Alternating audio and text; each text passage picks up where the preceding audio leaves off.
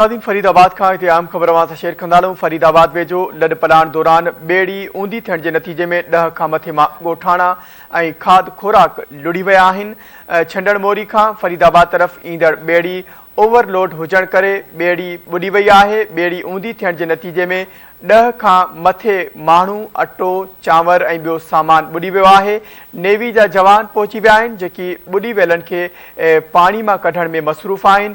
खबर के हवाले से अवां खे हिकु ॿीहर आगाह कंदालूं। नाज़रीन, या अहम खबर अवां सां हिकु ॿीहर शेयर कंदालूं। फरीदाबाद खां फरीदाबाद वेझो लॾ पलाण दौरान ॿेड़ी ऊंधी थियण के नतीजे में 10 खां मथे ॻोठाणा ऐं खाद खोराक लुड़ी विया आहिनि। छंडण मोरी खां फरीदाबाद तरफ़ ईंदड़ ॿेड़ी ओवरलोड हुजण करे ऊंधी थी वई। ॿेड़ी ऊंधी थियण के नतीजे में 10 खां मथे माण्हू अटो चांवर ऐं ॿियो सामान ॿुॾी वियो आहे। नेवी जा जवान पहुची विया आहिनि जेकी ॿुॾी वियलनि खे पाणी मां कढण में मसरूफ़ आहिनि।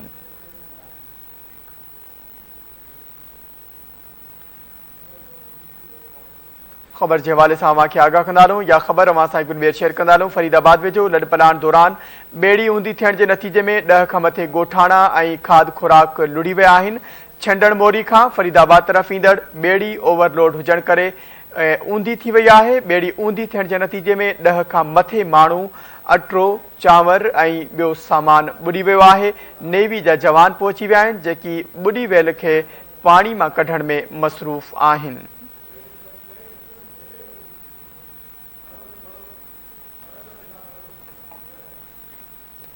खबर के हवाले से नाज़रीन अवां खे आगाह कंदालूं। या खबर अवां सां हिकु ॿीहर शेयर कंदालूं। फरीदाबाद वेझो लॾ पलाण दौरान ॿेड़ी ऊंधी थियण के नतीजे में 10 खां मथे ॻोठाणा ऐं खाद खुराक लुड़ी विया आहिनि। छंडण मोरी खां फरीदाबाद तरफ़ ईंदड़ ॿेड़ी ओवरलोड हुजण करे ॿुॾी वई आहे। ॿेड़ी ऊंधी थियण के नतीजे में 10 खां मथे माण्हू अटो चांवर ऐं ॿियो सामान भी ॿुॾी वियो आहे।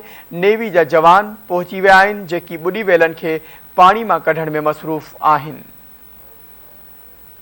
अफ़सोसनाक खबर है नाज़रीन अवां सां शेयर कंदालूं। हिकु भेरो ॿीहर या अहम खबर अवां सां शेयर कंदालूं। फरीदाबाद खां फरीदाबाद वेझो लॾ पलाण दौरान ॿेड़ी ऊंधी थियण के नतीजे में 10 खां मथे ॻोठाणा ऐं खाद खुराक लुड़ी विया आहिनि।